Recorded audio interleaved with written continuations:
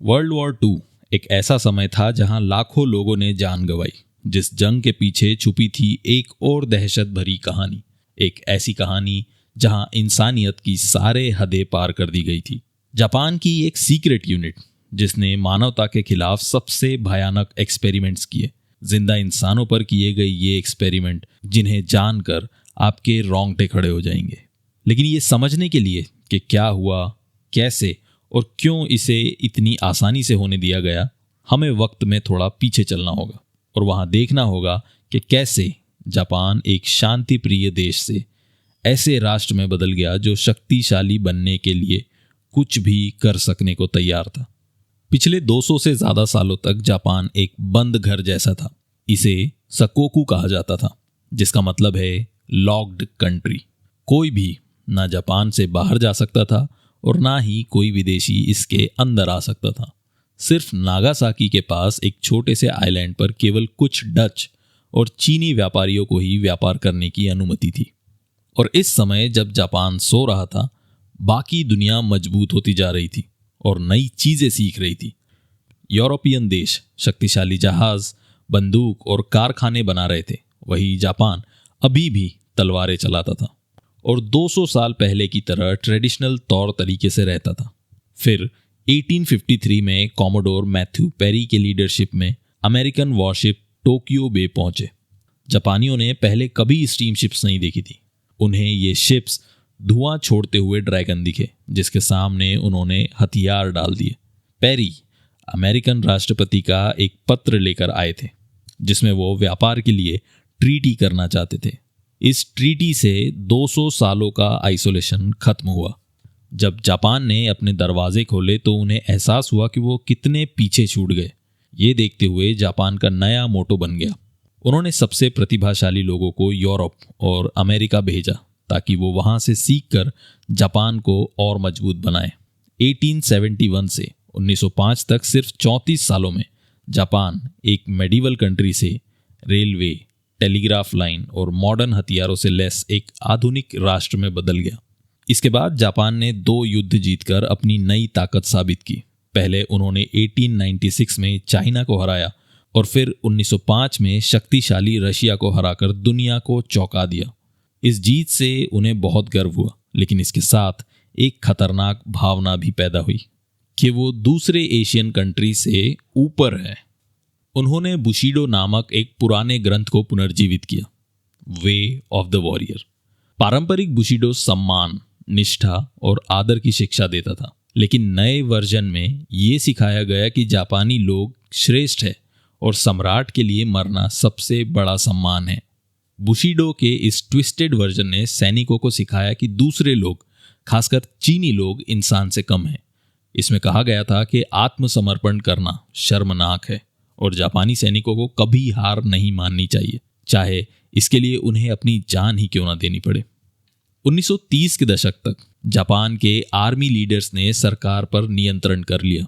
उनका मानना था कि जापान को जीवित रखने के लिए जरूरी संसाधन के लिए दूसरे देशों पर कब्जा करना होगा। उनका पड़ोसी देश चीन उनके लिए एकदम सही निशाना था। वो कमजोर था और डिवाइडेड था। 1931 में जापानीज आर्मी ने नॉर्थ ईस्ट चाइना में मंचूरिया पर अटैक किया और ये बस एक शुरुआत थी। 1937 में जापान ने चीन पर फुल स्केल इन्वेजन किया। उन्होंने 3 ऑल नामक एक क्रूर नीति अपनाई, kill all, burn all, steel all. जापानी सैनिकों को सिखाया गया था कि चीनी लोग इंफीरियर है और किसी दया के पात्र नहीं। इसके परिणाम स्वरूप दिसंबर 1937 में नानजिंग मैसेकर जैसी हॉरिफिक घटना हुई, जहां जापानी सैनिकों ने केवल 6 हफ्तों में 3 लाख से ज्यादा चीनी नागरिकों और सैनिकों को मार डाला। जापानीज आर्मी में शीरो इशी नाम का एक डॉक्टर था जो 1921 में सर्जन बना और सेना में भर्ती हुआ। लेकिन दूसरे डॉक्टरों के विपरीत, जो लोगों को ठीक करना चाहते थे, इशी बीमारियों और उन्हें हथियार के रूप में इस्तेमाल करने के तरीके में इंटरेस्टेड थे। इशी ने यूरोप के प्रथम विश्व युद्ध के युद्ध क्षेत्रों का दौरा किया था। वहां उसने केमिकल वेपन्स से होने वाले खतरों को देखा। उसे यकीन हो गया था कि बायोलॉजिकल वेपन्स, लोगों को मारने के लिए कीटाणुओं और बीमारियों का इस्तेमाल जापान को युद्ध में भारी बढ़त दिला सकता है। 1936 में ईशी को एक स्पेशल यूनिट बनाने की अनुमति दी गई। इसका ऑफिशियल नाम यूनिट 731 वाटर प्योरिफिकेशन यूनिट था, लेकिन ये उसके असली काम को छिपाने के लिए सिर्फ एक झूठ था। यूनिट 731 वास्तव में एक बायोलॉजिकल वेपन्स रिसर्च प्रोग्राम था जिसने मानव इतिहास के कुछ सबसे भयानक प्रयोग किए। यूनिट 731 चीनी शहर हार्बिन के पास पिंगफैंग में बनाई गई थी। बाहर से ये एक नॉर्मल मिलिट्री बेस जैसा दिखता था, लेकिन अंदर ये एक हॉरिफिक लैब थी। इस कॉम्प्लेक्स में 1000 तक कैदी रह सकते थे। वहां काम करने वाले डॉक्टर और सैनिक पीड़ितों को लॉग्स कहते थे, मानो वो इंसान न होकर लकड़ी के टुकड़े हो। इससे उन्हें ये भूलने में मदद मिलती थी कि वो असली लोगों पर प्रयोग कर रहे। ज्यादातर पीड़ित चीनी नागरिक थे, किसान, मजदूर, महिलाएं, बच्चे और बुजुर्ग जिन्होंने कुछ भी गलत नहीं किया था। उन्हें उनके घरों से अगवा किया गया या सड़कों से उठाया गया था। कुछ कम्युनिस्ट कैदी थे, लेकिन कई तो आम लोग थे जो गलत समय पर गलत जगह थे। यूनिट 731 के अंदर जो हुआ वो कल्पना से कहीं आगे था। डॉक्टरों ने ऐसे क्रूर और दर्दनाक प्रयोग किए कि उन पर विश्वास करना असंभव लगता है, लेकिन ये सचमुच हुए थे। कैदियों को जानबूझकर प्लेग, हैजा, टाइफस और चेचक जैसी घातक बीमारियों से संक्रमित किया जाता था। डॉक्टर ये स्टडी करना चाहते थे कि ये बीमारियां लोगों को कैसे मारती है। इसीलिए वो पीड़ितों को जिंदा रहते ही चीर देते थे ताकि ये देख सके कि बीमारी कैसे उनके शरीर में फैल रही है। वो दर्द को रोकने वाली किसी भी दवा के बिना ऐसा करते थे। लोगों को कड़ाके की ठंड में तब तक बाहर खड़ा रहने के लिए मजबूर किया जाता था जब तक उनके हाथ और पैर पूरी तरह से जम ना जाए। फिर डॉक्टर उन्हें पिघलाने के लिए अलग अलग तरीके आजमाते थे। कभी कभी वो जमी हुई उंगलियों को बर्फ के टुकड़ों की तरह तोड़ देते थे। डॉक्टर लोगों के ऑर्गन्स तब निकालते थे जब वो जीवित और होश में होते थे। वो हाथ और पैर काटकर उन्हें शरीर के अलग अलग हिस्सों से जोड़ने की कोशिश करते थे।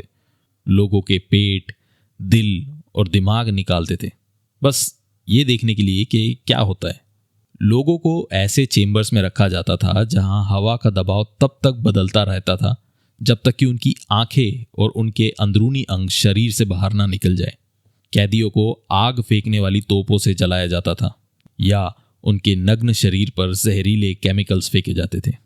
उन्हें घातक गैस पीने या सांस लेने के लिए मजबूर किया जाता था। जिंदा कैदियों को बंदूकों, तलवारों और हथियारों के टारगेट प्रैक्टिस के लिए यूज किया जाता था। महिला कैदियों के साथ बलात्कार किया जाता था और उन्हें प्रेग्नेंट होने के लिए मजबूर किया जाता था। फिर डॉक्टर ये स्टडी करते थे कि बीमारियां प्रेग्नेंट महिलाओं और उनके बच्चों को कैसे प्रभावित करती है। ये एक्सपेरिमेंट्स इतने दर्दनाक और पीड़ा पहुंचाने के लिए डिजाइन किए गए थे जिसके बारे में आप सोच भी नहीं सकते। डॉक्टरों का मानना था कि अगर लोगों को दर्द निवारक दवा दी जाए या उन्हें शांति से मरने दिया जाए तो इससे उनके रिसर्च के परिणाम प्रभावित होंगे। यूनिट 731 ने न केवल अपनी लैब में लोगों को मारा, बल्कि उन्होंने अपने बायोलॉजिकल वेपन का टेस्ट पूरे चाइना के कस्बों और गांवों पर भी किया। वो आबादी वाले इलाके में बीमारी फैलाने वाले पिस्सुओं से भरे बॉम्ब गिराते थे। उन्होंने कुएं और खाने की चीज़ों को घातक कीड़ों से जहरीला कर दिया।